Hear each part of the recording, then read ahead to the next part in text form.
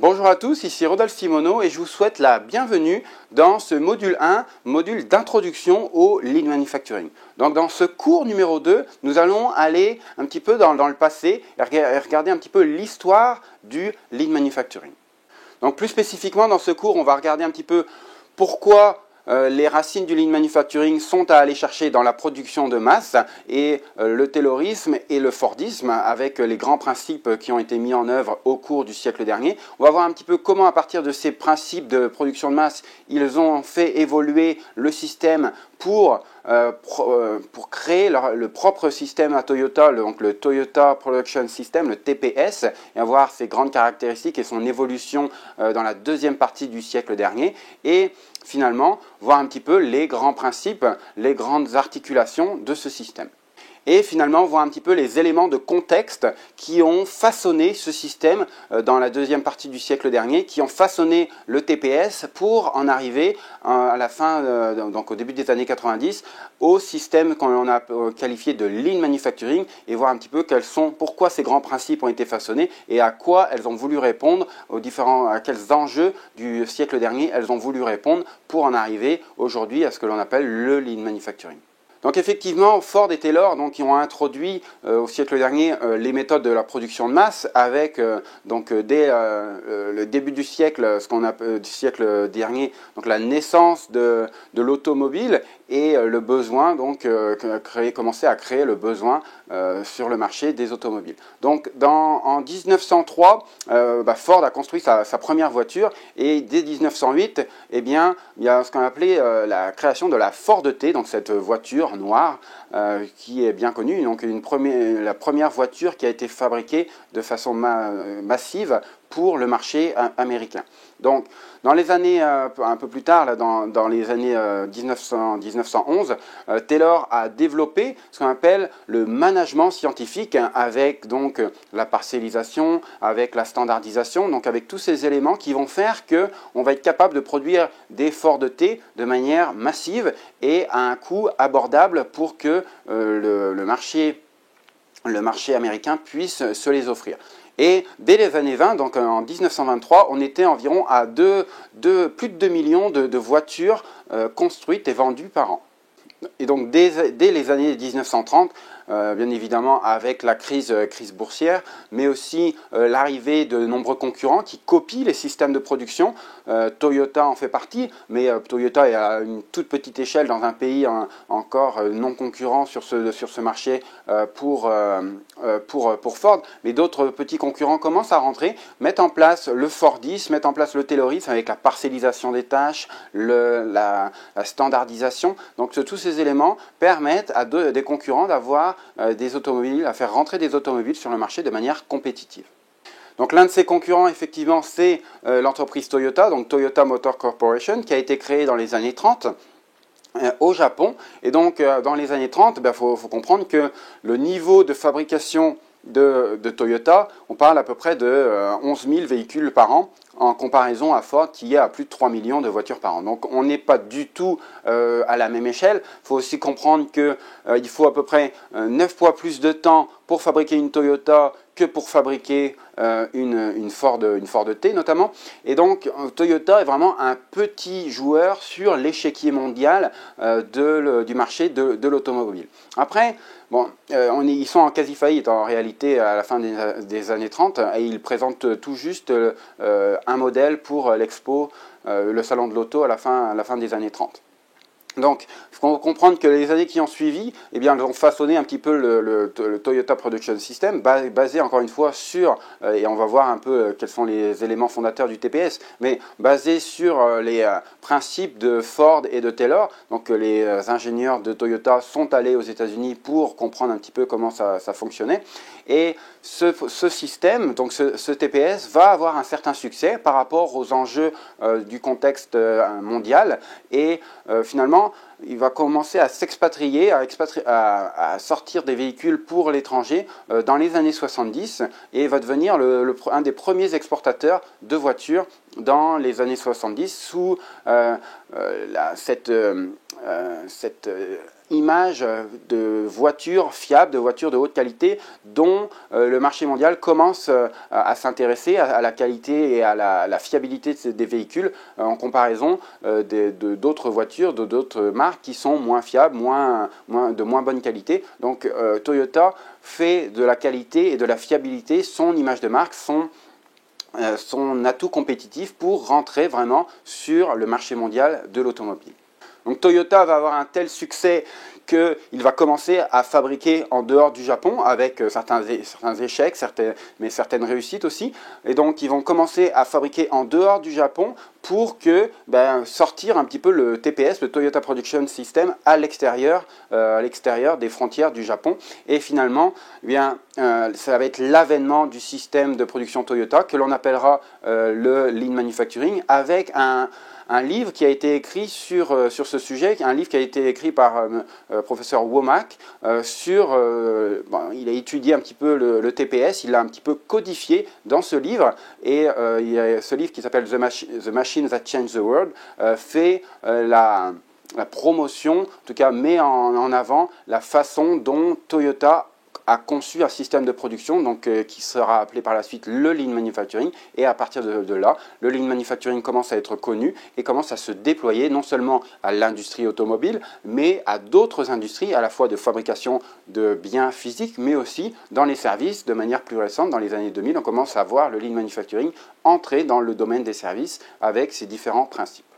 Mais alors pourquoi le système de production Toyota a-t-il eu un tel succès, ou en tout cas a-t-il réussi à faire de Toyota, qui était finalement une entreprise presque en faillite dans les années 30, le premier producteur de véhicules, de voitures mondiales dès les années, avant les années 2010. Donc en une cinquantaine d'années, comment est-ce que le TPS a réussi à propulser Toyota sur le devant de la scène?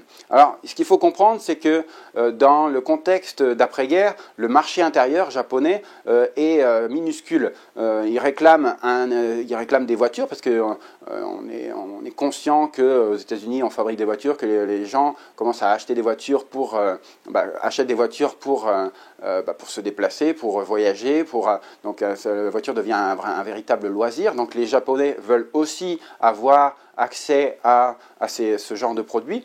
Donc Toyota se positionne en tant que fabricant de véhicules, mais le marché est minuscule. Alors c'est là qu'on voit un petit peu les débuts du juste à temps. Le juste à temps va dire, ni plus ni moins, on va fabriquer juste ce dont on a besoin, parce que si on commence à rentrer dans une fabrication de production en masse, eh bien on va se retrouver avec des volumes énormes, des stocks énormes à supporter, et on va mettre beaucoup de temps à les écouler, parce que notre marché est minuscule. Il faut aussi comprendre que les ingénieurs de chez Toyota, notamment Taiichi Ohno, qui est un des pères fondateurs du Toyota Production System et du Lean Manufacturing, a été visiter un petit peu les États-Unis, a visité les usines Ford pour un petit peu copier ce qui se faisait là-bas, mais a aussi vu, quand il est allé aux États-Unis, les premiers supermarchés et ce réapprovisionnement des rayons. Donc il n'y avait pas ces systèmes-là au Japon à cette époque-là, et donc ce réapprovisionnement des rayons quand le client a consommé par exemple trop de pain, on réapprovisionne le rayon en juste à temps. Donc c'est un petit peu ici les bases du juste à temps, et qui va être l'un des deux piliers du système de production Lean. Donc ça, c'est un premier élément, un élément de contexte qui a façonné l'un des deux piliers du système de production Toyota. Ensuite, la main-d'œuvre japonaise, eh bien, les lois introduites par les Américains après la guerre introduisent d'emblée la notion d'un droit social, et finalement, il n'existe pas de main-d'œuvre immigrée acceptant des bas salaires et des conditions de travail difficiles.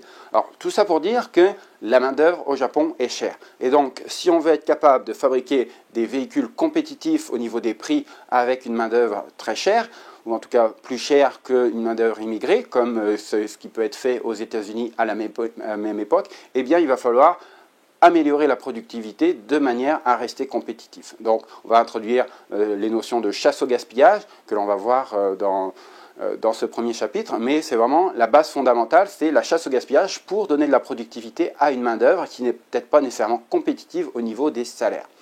Troisième élément de contexte, ce sont les capitaux. Alors, il faut bien comprendre que suite à la Seconde Guerre mondiale, l'économie japonaise est dévastée et sevrée en capitaux. Et donc, le besoin pour Toyota, c'est de faire avec le minimum possible. Et donc, on va introduire cette notion de mettre en place des projets, des actions pragmatiques et peu coûteuses et qui vont permettre d'améliorer l'entreprise. Donc cette notion de faire au plus juste avec le moins possible de capitaux va venir de ce sevrage en capitaux de l'industrie, de l'économie japonaise. Donc on a tout de suite là les bases qui sont données du lean manufacturing. On n'est pas là pour dépenser de l'argent, on est là pour faire au mieux avec ce que l'on a. Quatrième élément de contexte, c'est finalement le marché mondial de l'automobile. Alors, le monde extérieur est surpeuplé de puissants constructeurs comme Ford notamment, et ils ont l'intention d'aller s'installer au Japon parce qu'il y a un marché qui est en train d'émerger. Et donc, Toyota a bien vu ce phénomène et donc est obligé de rester compétitif avec ces différents enjeux et donc se lance dans une démarche effrénée à la productivité sur la chasse au gaspillage notamment. Autre élément de contexte aussi, c'est les productions de Ford, des grands constructeurs américains en tout cas, sont des véhicules qui commencent à fonctionner avec l'obsolescence des produits. Et donc, on achète un véhicule pour quelques années et puis on change. Donc, il y a ce phénomène d'obsolescence qui rentre en ligne de compte et qui fait que la notion de qualité, la notion de longévité, la notion de fiabilité des véhicules n'est peut-être pas aussi importante que ça peut l'être pour Toyota qui évolue dans un marché japonais beaucoup plus petit où les clients ont cet égard à la qualité du produit, à la longévité de ce qu'ils vont acheter. Et donc, la marque Toyota va faire de la qualité, de la fiabilité, son image de marque qui va, de par le changement de mentalité du marché des consommateurs d'automobiles, qui va faire que Toyota va tout doucement, dans les années 80, dans les années 90, être propulsé sur l'échiquier mondial des grands constructeurs automobiles. Donc c'est sûr que l'on pourrait parler pendant longtemps de l'histoire du lean manufacturing, de comment est-ce qu'il a évolué par rapport au contexte. On va s'arrêter là. C'est juste pour vous donner un peu les grands éléments fondateurs. Donc on retient cette notion de juste à temps parce que l'économie japonaise, Toyota évolue sur un marché japonais qui est petit et qui a besoin de fabriquer juste ce dont on a besoin. Le Jidoka, donc on va le voir, le deuxième pilier, le Jidoka, on a besoin de fabriquer de la qualité, de la fiabilité de nos produits. Donc ce concept de Jidoka qui émerge du besoin du marché, qui évolue tout doucement vers un besoin en véhicules qui sont plus fiables, qui durent plus longtemps. Donc des éléments qui ont façonné les éléments du lean manufacturing, avec aussi cette chasse au gaspillage pour garder une compétitivité par rapport à des concurrents qui veulent rentrer dans le marché japonais, alors que Toyota emploie des salariés qui coûtent relativement cher par rapport à d'autres pays dans lesquels on a plus tendance à avoir recours à une main-d'œuvre qui coûte moins cher que ça peut être le cas au Japon.